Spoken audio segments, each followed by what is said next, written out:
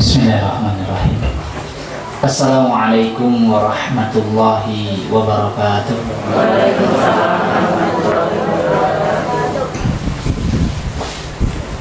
Alhamdulillah hamdan wa syukran lillah, wassalatan wassalaman ala habibillah Muhammad ibn Abdillah sallallahu alaihi wasallam wa ala alihi wa ashabihi wa man walah. Asyhadu an la ilaha illallah wahdahu la syarika lah wa asyhadu anna Muhammadan abduhu wa rasuluhu la nabiyya wa la rasulahu ba'dah. Yaqulullahu ta'ala fil Qur'anil Karim ba'da an a'udzu billahi minasy syaithanir rajim. Bismillahirrahmanirrahim. Fa khalafa min ba'dihim khalfun adha'us salata wattaba'us syahawati fasawfa yalqawna ghayya illa man taba wa amana wa amila shalihan. Wa qala Rasulullah sallallahu alaihi wasallam, inna awwala ma yuhasabu alaihi al-'abdu yawmal qiyamati min 'amalihi shalah fa in saluhat faqad aflaha wa anjaha wa in naqasat faqad khaba wa khasara. Wa nas'alullaha azza wa jalla ayahdiyana ila siratihil mustaqim wa yaj'alana minal muttaqin wa yudkhilana jannatahu jannata na'im. Walhamdulillah rabbil alamin. Alhamdulillah Bapak Ibu sehat sedang nggih. Tapi tadi ada yang sedikit mengganjal. Kula sholawat kali kanjeng Nabi panjenengan boten jawab. Wah niku tore Nabi al-bakhilu. Si bakhilnya itu pakai iya, bakhilu itu artinya sangat pelit, benten dengan bakhil ya. Bakhil itu pelit, tapi di sini dalam hadis itu al bakhilu. Jadi nak enten sing sholawat niku dijawab. Ngoten nggih Bu nggih, Pak nggih. Shallu ala nabi sallallahu. Ngoten nggih. Jadi ini keutamaan sholawat itu wadah. Kadang kita itu padahal istighfar, sholawat niku amal ingkang murah ning ganjarane kathah. Jangan sampai kula sering sampai kene niku Bu, daripada nyanyi dangdutan mending sholawat. Nah, seperti itu. Jadi nggak harus nentokke waktune, harus pokoknya bendina sholawatan boten masalah. Timbang nyanyi lho nggih. Masa niki nak nyanyi faedahin apa? Coba ya, wali via valen sing di kelingan-kelingan nggih, diingat ya. Terus nopo oleh ya. Jadi banyak nih. Mungkin Allah berikan limpahkan kepada kita lisan engkang rapih kangge istighfar, lisan engkang sumeh kangge sholawat kepada Nabi Muhammad SAW. Baik, Ibu yang dirahmati oleh Allah, Bapak-bapak, kita masih melanjutkan tentang bab tentang fitar sholah, tentang urusan sholat. Ya, kemarin kula pun sebutaken ayat surat Maryam ayat yang ke-59 ya. Fa khalafa min ba'dihim khalfun adha'us sholah. Ya. Wattaba'us syahawati fasawfa yalqawna ghayya. Nanti enten tiang-tiang menika ingkang napa? Enten ada sholah, yaitu meremehkan sholat ya. Orang sing meremehkan sholat itu pasti wattaba'us syahwat, pasti tiang itu mengikuti hawa nafsu. Ini pasti ingkang tiang meremehkan sholat niku pasti hidupnya terliputi oleh hawa nafsu. Karena sholat itu ingkang urusan paling tinggi, urusan paling besar. Tadi hadisnya sudah saya sebutkan, inna awwala ma yuhasabu alaihi al-'abdu yaumal qiyamah. Nanti yang pertama kali, sesungguhnya yang pertama kali nanti dihisab oleh Allah dalam diri seorang hamba pada hari kiamat, min amalihis sholat, tentang amalnya yaitu sholat. Itu nanti yang akan ditanya oleh Allah. Jadi kalau sholat kita niku bagus Pak ya, sholat kita fa'in saluhat faqad aflaha wa anjaha. Jadi sinten mawon ingkang sholat niku sae maka dia sungguh faqad aflaha, dia akan menjadi orang yang berhasil. Wa anjaha, dan akan menjadi orang yang sukses di akhirat mungkin. Ya, orang yang sukses di akhirat. Dan wa inna qasad, kalau sholatnya itu kurang atau sholatnya itu jelek, maka faqad khaba, dia akan celaka, wa khasara, dan juga akan rugi. Niku nak sholatnya elek. Jadi nak sholat niku gambar ini ngeten. Yang niku pun sholatnya elek. Niku sholat nanti sholat tapi ya dicek, ternyata sholatnya jelek. Mumpun buatan apa-apa buatan dicek melek. Karena dari pangkalnya saja sudah jelek. Pangkale mawon niku pun elek, maka otomatis yang lain itu akan mengikuti jelek. Jadi jangan main-main tentang urusan sholat. Bahkan kalau Umar bin Khattab itu sampai mengatakan, Qala Umar bin Khattab radhiyallahu anhu, Umar bin Khattab radhiyallahu anhu mengatakan, la Islam liman taraka shalah. Rusak Islami seseorang, elek Islami seseorang, liman taraka shalah, sinten mawon engkang ninggalke salat. Siapa saja yang meninggalkan sholat, nggak ada urusan itu pangkatnya tinggi, pangkatnya rendah, dia kaya atau miskin, kalau meremehkan sholat, tidak ada kebaikan baginya. Mboten enten kebaikan. Ya, ini. Makanya jangan dimulaikan oleh Allah. Kemarin sudah saya sampaikan, wakila wawadin fi jahannam lau sayarat fihi jibal dunya lidzabati min syiddatil har. Masya Allah. Jadi orang engkang remeh ke sholat itu, kemarin saya sebutkan bahwasannya orang yang meremehkan sholat itu dia akan apa? Fasaufa yalqona ghayya, dia akan nanti dilemparkan ke dalam ghayya. Apa itu ghayya? Wawatin fi jahannam. Dan di sini wadin itu apa? Waduk apa?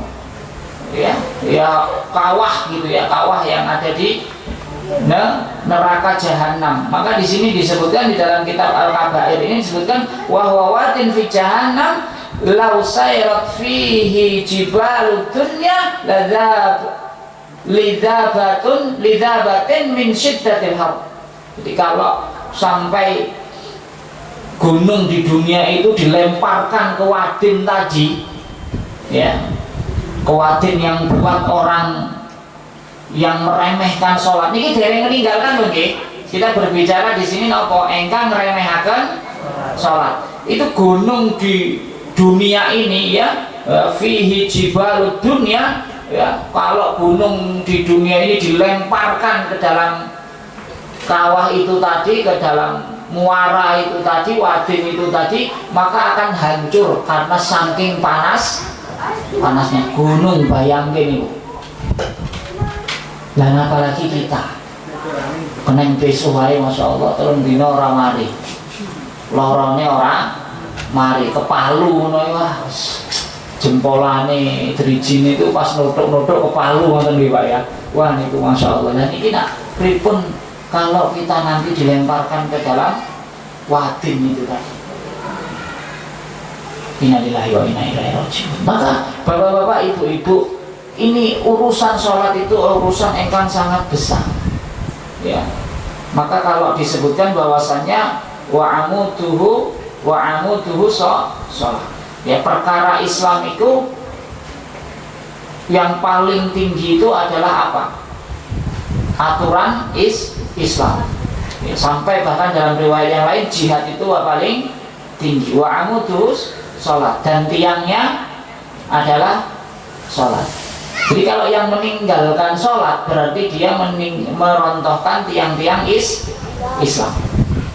Allah pun menyebutkannya di dalam surat Al-Mudzatsir. Nih kok Bapak Ibu, masalakakum fi saqar, qalu lam naku minal musallin. Malaikat niki tanglet. Jadi nak tiang niku makanya disebut enten namanya neraka sakor, ya. Neraka sakor. Itu neraka sakor itu buat siapa? Qalu lam naku minal musallin. Buat orang engkang remehaken sholat. Nanti malaikat di neraka menika ajeng tanglet. Ini Allah mengisahkan tiang engkang pun mlebet neraka sakor. Masalakakum fi sakor. Ngopo kowe kok iso mlebu ning neraka sakor ini? Mereka itu akan menjawab, qalu lam naku minal musallin. Saya dulu ketika hidup di dunia termasuk orang-orang engkang remehke salat. Masya Allah, ini perkara yang sangat besar di hadapan Allah Subhanahu wa Ta'ala, ya. Makanya jangan dimuliakan oleh Allah Subhanahu wa Ta'ala, ya. Disebutkan qala sallallahu alaihi wasallam, Nabi Muhammad sallallahu alaihi wasallam, al-ahdul ladzi bainana wa bainahumus shalah man tarakaha faqad kafar. Ya, faqad kafar. Ini diriwayatkan dalam Sahih Sunan At-Tirmidzi, ya, bahwasanya perjanjian antara kita dengan mereka, yaitu tentang urusan sholat. Ikatan kita dengan kita ini semuanya itu ikatannya adalah sholat. Faman tarokaha, maka sinten mawon ingkang meninggalkan sholat itu faqad kafar, dia telah ingkar kepada Allah Subhanahu wa Ta'ala. Niki sholat. Makanya kalau kula lan panjenengan masih urusan apapun juga, Pak, ketika wayahe sholat, tinggalkan semua urusan itu. Nyuwun ngapunten nggih, kula critake, Pak. Sahabat-sahabat Nabi niku tiyang engkang kaya-kaya. Kaya-kaya, kebanyakan sahabat niku kaya punya properti yang begitu besar. Kekayaannya melimpah ruah niku para sahabat rata-rata seperti itu. Nah, bahasane sakniki niku miliarder. Bahasa sakniki miliarder. Tapi mereka itu menganggap dunia itu sangat rendah, sehingga ketika masuk waktu sholat boten nenten kepikiran nopo-nopo yang ada di dalam hati dan jiwane para sahabat kecuali menjalankan sholat. Dalam satu riwayat, Ali bin Abi Thalib radhiyallahu anhu niki pun nopo anak sepupune Nabi juga mantunya Nabi. Itu disebutkan dalam satu riwayat ketika Ali niku sedang aktivitas, tiba-tiba adzan itu berkumandang, itu langsung mukanya Ali niku merah, jiwanya bergetar. Karena apa? Karena menyambut seruan Allah. Nah, kita hari ini generasi engkang saat ini kita itu nyuwun ngapunten, kita itu sudah generasi sing amburadul zaman ini, ya, sudah jauh dari zaman Nabi. Banyak saat ini tiang-tiang muslim menika engkang masuk waktu sholat itu masih santai, masih berleha-leha. Bagaimana hidupnya itu akan berkah, Bapak Ibu, kalau yang urusan penting, bahkan urusan sangat penting ini diremehkan.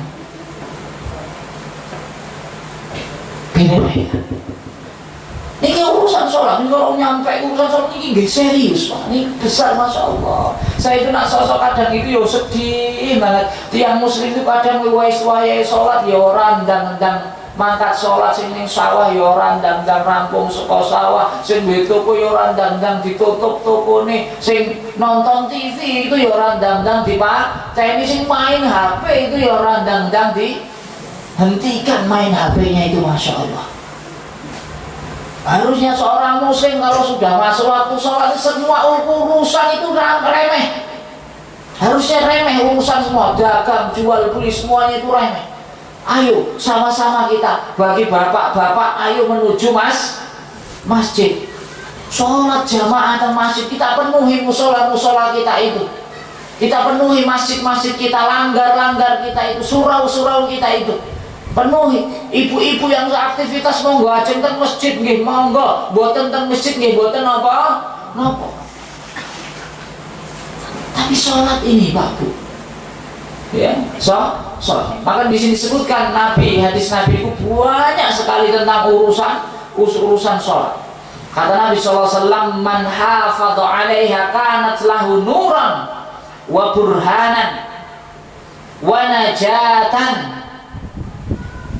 Ya. Kata Nabi, man hafadha 'alaiha, sapa-sapa ingkang sinten mawon ingkang hafadha 'alaiha, yang menjaga sholat, tertib dalam sholatnya, waktune tepat waktu dan lain sebagainya, kanat lahu nuran, maka Allah akan berikan cahaya,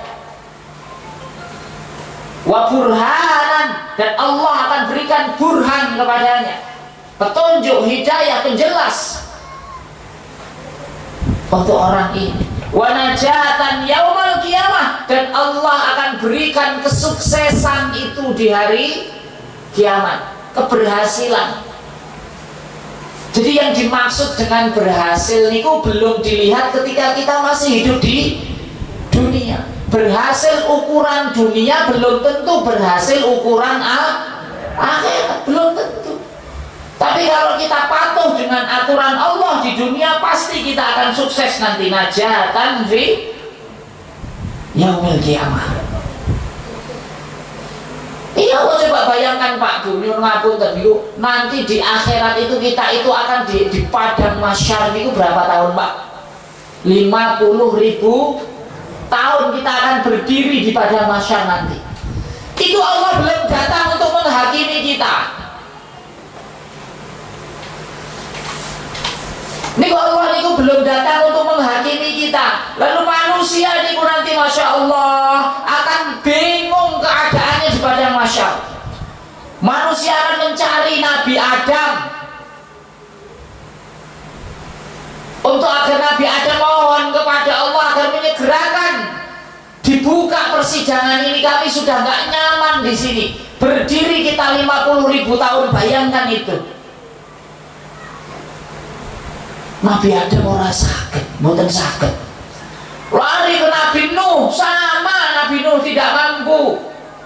Lari ke Nabi Musa, ke Nabi Ibrahim pun tidak bisa.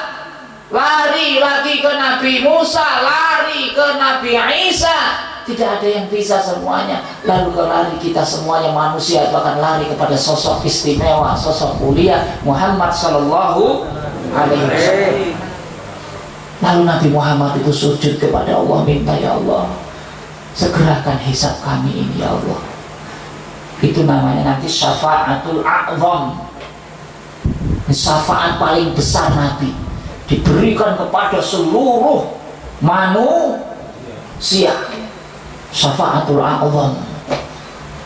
Jadi satu syafaat pertama yang nanti akan diberikan Nabi adalah syafaatul a'zam, ini syafaat paling besar, yaitu apa?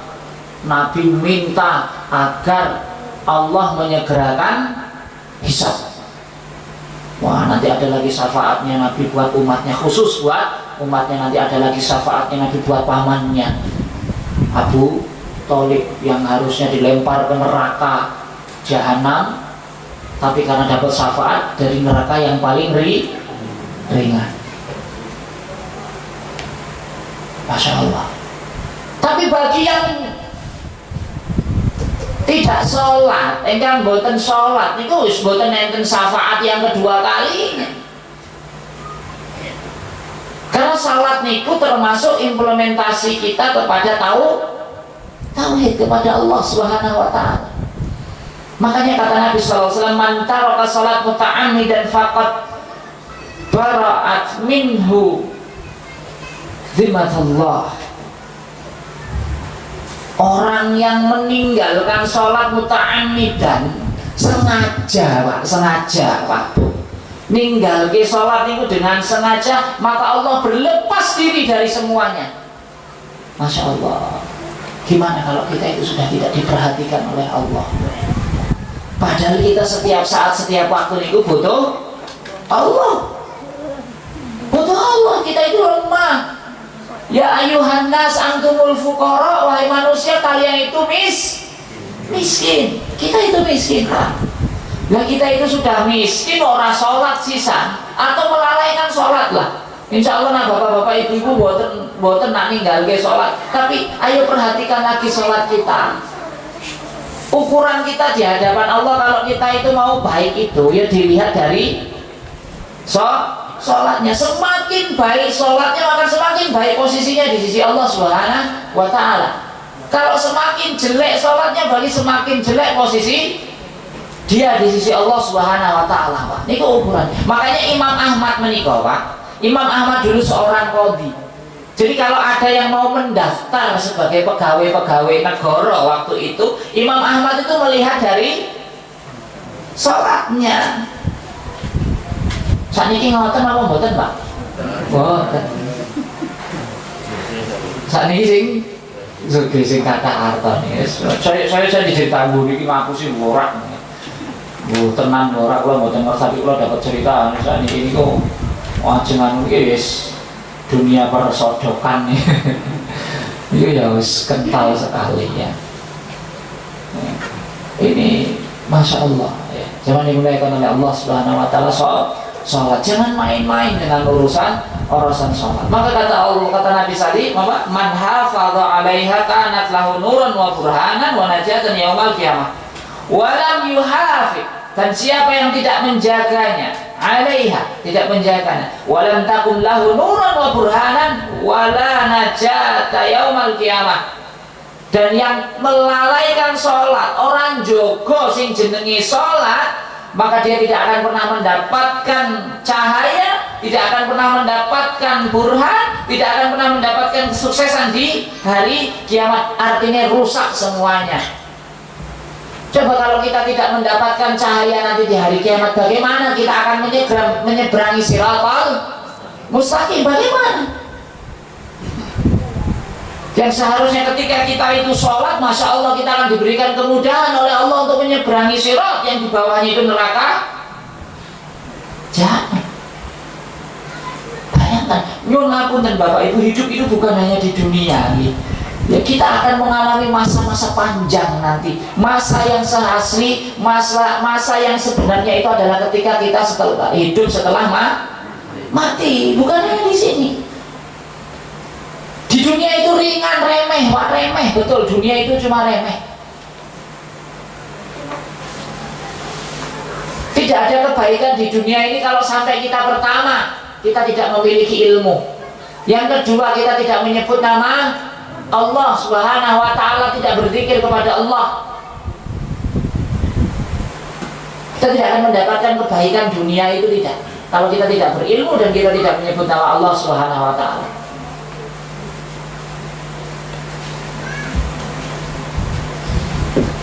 Makanya majelis engkang saya ini salah satunya adalah majelis ilmu. Ini salat, ya. Salat. Wa qala Umar radhiyallahu anhu. Wa qala ba'dul ulama rahimahumullah, sebagian ulama mengatakan inna ma yahsyaru tarqas salatu ma'a haula'i arba'ina li anna innama yashtaghilu 'anis salati bimalihi. Jadi orang yang sebagian ulama mengatakan yang engkang tersibukkan diri dari sholat dengan apa? Dengan hartanya, ya, dengan hartanya, maka hasyara ma'a Qarun, maka dia akan rugi seperti Qarun. Mergo hartani, mergo apa yang dia miliki, kekayaannya, maka dia sama dengan Qarun. Mergone harta dia ora sholat.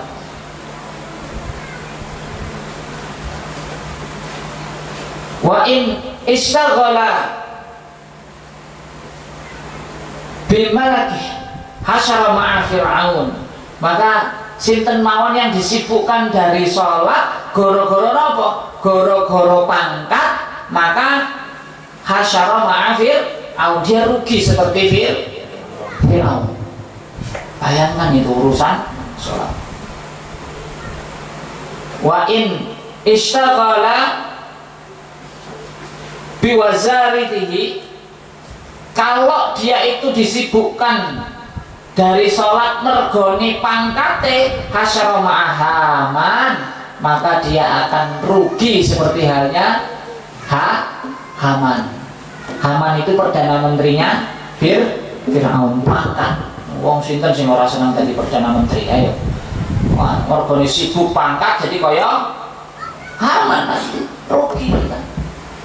Sampai seperti itu, ya, sampai seperti itu. Maka jangan dimuliakan oleh Allah Subhanahu Wa Taala. Inilah sholat yang mana kita itu, Pak, itu kan perintah untuk anak-anak itu, ya, ini anak-anak itu kalau sudah umur 7 tahun itu sudah mulai dididik untuk sholat.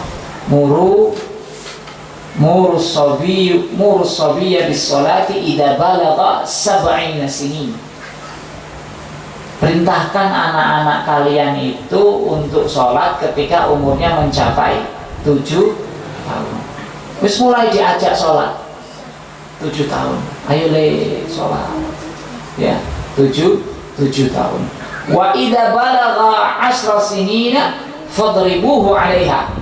Kalau dia sampai umur 10 tahun maka boleh dipukul. Umur 10 tahun orang gelem sholat boleh dipukul, tapi pukulnya nggak boleh, kata para ulama. Imam Nawawi menyebutkan pukulannya tidak boleh di atas bokong. Nggak boleh ya Pak, di atas bokong itu nggak boleh. Jadi di bawah bokong, paha, kaki. Yang pukulannya tidak, misalkan cedera, tidak sampai cedera yang merugikan, yang parah, tapi boleh dipukul. Untuk apa? Untuk menghajarnya, untuk memberikan peringatan. Ini sampai seperti itu aturannya. Mengapa kok sampai diatur seperti itu? Ada nggak peringatan ketika anak umur 7 tahun itu kon zakat itu buat enten? 7 tahun itu kan belum mukallaf. Alamatul buluh dalam kitab Safinatun Najah itu ya, alamatul buluh itu umur 15 tahun. Ada pendapat umur 15 tahun.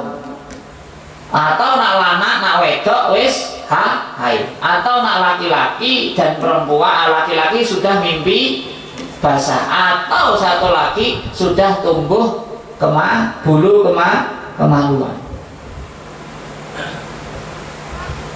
Berarti kalau umur 10 tahun ini sudah mulai mukallaf dia. Setidaknya sudah beranjak mau sampai mukallaf. Apa itu mukallaf? Terbebani syariat. Kalau dia tidak sholat, kalau sudah mukallaf berarti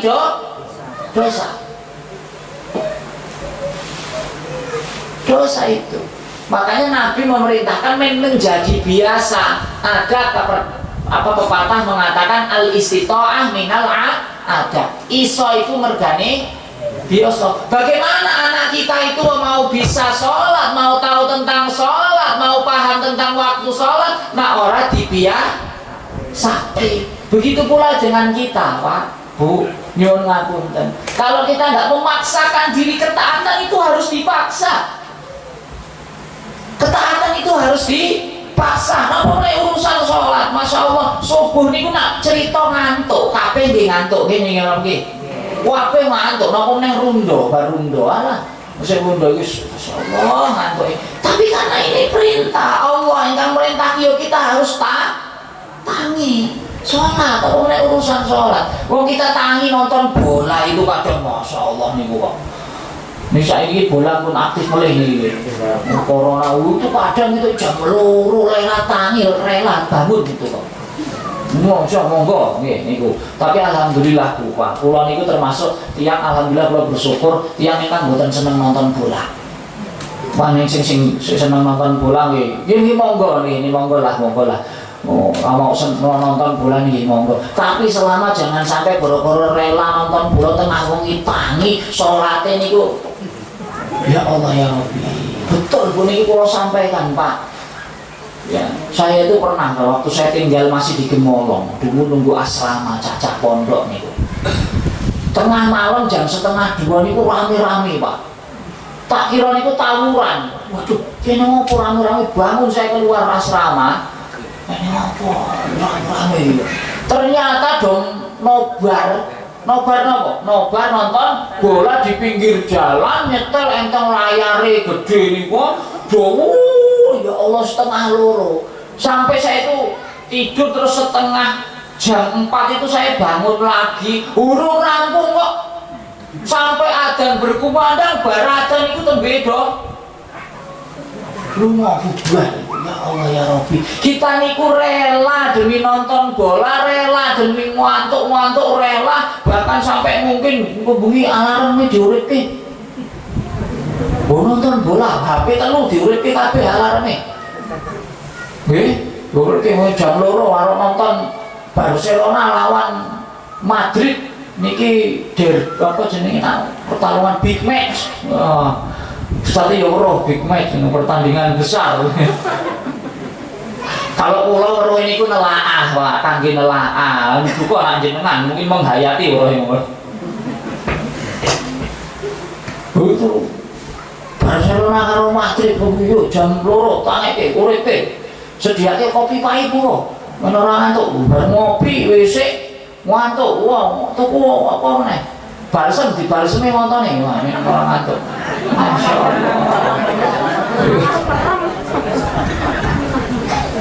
Demi apa? Demi nonton bola. Mengapa ya untuk akhirat kok kita nggak seperti itu gitu loh? Kok kita nggak tumpeng padahal ini untuk kebaikan?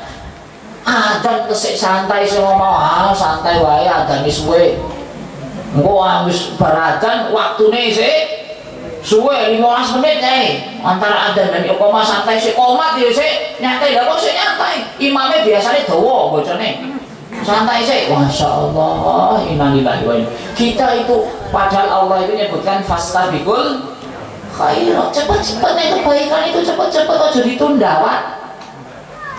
Orang yang paling celaka nanti ketika dia itu berani menunda kebaikan padahal Allah sudah sadarkan nah itu apik nih kita itu nunda tapi memang ini kerjaannya setan itu pun putus asa dengan kaum muslimin putus asa apa sadar nak sing ora itu nyembah setan tapi setan akan terus berusaha untuk menggoda kita agar kita lalai dengan perkara-perkara yang diwajibkan oleh Allah. Napa mulai sampai meremehkan itu?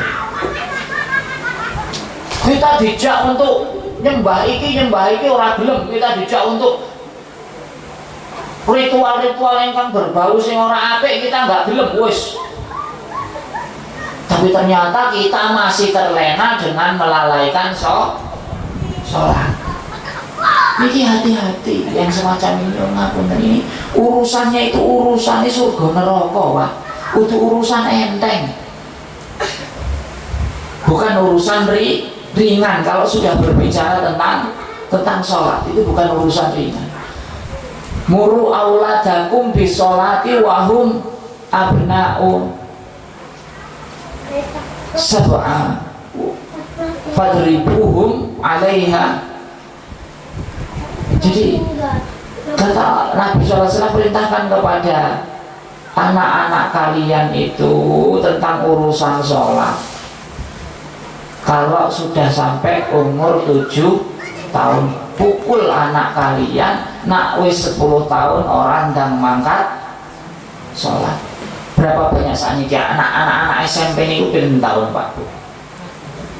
Rolasan 14 ya 14 kasihan 14an ke atas itu kadah saat ini ku sing engkang boten memperhatikan sholat mergane ngopo bisa jadi wong tuanya orang nurut ambek Nabi orang digebuk anaknya jadi nyuwun ngapunten Pak Islam niku nggih agama ingkang sempurna ya Pak ya al yaumal akmaltu lakum dinakum dan seterusnya itu termasuk sampai perkara sholat pun begitu sempurna. Kita itu untuk mendidik anak itu ora usah boleh coro-coro liya lah, nggak usah cari cara-cara barat. Kadang kita itu mau parenting anak itu menurut siapa? Menurut James ini, walah saudara Nabi. Ya, nggak usah pakai gaya-gaya orang-orang barat. Islam itu pun sempurna Bapak Ibu untuk mengatur segala ini Islam itu sudah sempurna. Mau model mengatur pendidikan anak, model mengatur pernikahan, model mengatur di dalam dan di luar rumah, itu Islam itu sudah lengkap. Syariat ini tidak ada yang buruk, syariat ini sudah penuh lengkap. Mau kurang apa lagi dengan agama kita? Siji sing kurang itu kita nggak mau nuntut ilmu. Sudah lengkap semuanya. Coba Bu, monggo. Saya tanya, nopo aturan nopo ingkang boten diajari kangge Nabi? Coba Pak. Sampai urusan doa niku, zikir niku, doa niku lengkap sudah. Sampai doa untuk diranjang pun ada. Sing sepele lah. Napa sing dianggap mungkin sepele ini? Masya Allah. Itu ada semuanya Bapak Ibu. Sudah sempurnanya Islam itu, Masya Allah. Tinggal kita itu mau nuntut ilmu napa mboten. Mengapa kok kita itu kadang urusan sholat itu kok masih banyak yang meremehkan? Karena kita meremehkan ilmu. Meremehkan ilmu. Maka jangan dimulaikan oleh Allah Subhanahu wa Ta'ala. Ini saya sampaikan begini. Hukmu tentang hukum tentang meninggalkan sholat. Wa qad ikhtalafa al-ulama rahimahumullah fi hukmi tarikus sholati. Faqala Malik wa Syafi'i wa Ahmad rahimahumullah. Jadi terjadi perselisihan di antara para ulama tentang hukum orang yang meninggalkan sholat secara totalitas. Orang tahu sholat bias. Faqala Malik, Imam Malik mengatakan, wa Syafi'i, dan Imam Syafi'i mengatakan, wa Ahmad. Tiga madhab ini sepakat. Madhab Maliki, madhab Syafi'i, madhab Hambali, sepakat orang yang meninggalkan sholat, apa hukumnya? Yaqtu durban bisayf fi raqabati. Orang yang meninggalkan sholat itu enten prosesnya Pak. Aslinya ini kudune tugasnya pemerintah, tapi yo nggak tahu orang pemerintah itu sholat ora ya. Aslinya nah pemerintah itu diatur ngangge aturane Gusti Allah. Ya, itu tiang sing ingkang mboten salat niku didatangi. Misalkan ada orang yang kabar ya. Yang kabar, makanya kalau dalam mazhab Syafi'i itu, Pak. Dalam mazhab Syafi'i itu jarak sekitar 10 meter itu ada pos qadhi. Aslinya ngoten ya. Kalau kita belajar mazhab Syafi'i itu dalam jarak 10 meter itu 10 meter 10 kilo itu ada pos qadhi untuk pengaduan masyarakat. Ene sing ora salat RT-ne laporke ning kodine kuwi kae. Atau ning tim hisbahnya ya. Kae ning kono ning wong ora salat. Ya wis parani. Mbok parani pegang gawa ning kantor ditekoni, "Ngopo kowe ora salat?" Males. Tapi kowe meyakini salat itu wajib. Iya wajib. Tapi aku males. Maka dia dihukum dan diberikan pengertian di penjara 3 hari. Kon tobat, kon sholat. Ora gelem meneh, sing ora dicambuk sampai dia mau sholat. Tapi kalau dia ditangkap ternyata, kenapa kamu nggak mau sholat? Alah ngopo sholat ra neng untunge. Nah, berarti iki wis ingkar. Maka kalau orang yang semacam ini diberikan peringatan juga 3 hari. Kalau dia tidak mau bertobat, maka yaqtu durban bisayf. Dia dibunuh dengan dipenggal kepalanya sampai seperti dengan pedang. Ini kata mazhab 3 imam mazhab itu sepakat seperti itu hukumannya bagi orang yang muta'ammidan, meninggalkan dengan sengaja dan mengingkari sholat itu. Masya Allah. Kenapa kok sampai seperti ini hukumannya Bapak Ibu? Mergani sholat itu perkara nomor wahid di sisi Allah. Perkara yang kan paling besar di sisi Allah Subhanahu wa Ta'ala itu adalah sholat. Jangan main-main orang Islam itu dengan sholat, Pak. Bu, ini Masya Allah, saya itu kalau mikir keadaan tiang muslim saat ini itu saya meninggal ke sholat itu, ya Allah sedih, ya Allah. Apa yang dia banggakan ketika dia itu menghadap Allah dengan kondisi tidak sholat. mau dia bergelimbang harta benda yang begitu banyak, pangkat yang begitu tinggi, tapi kalau dia tidak sholat, Bapak Ibu, dia tidak sholat, itu semuanya akan menjadi habaan mansura, akan hanya menjadi debu yang berterbangan, tidak akan ada manfaatnya sedikit pun nanti di akhirat itu kalau kita meninggalkan sholat.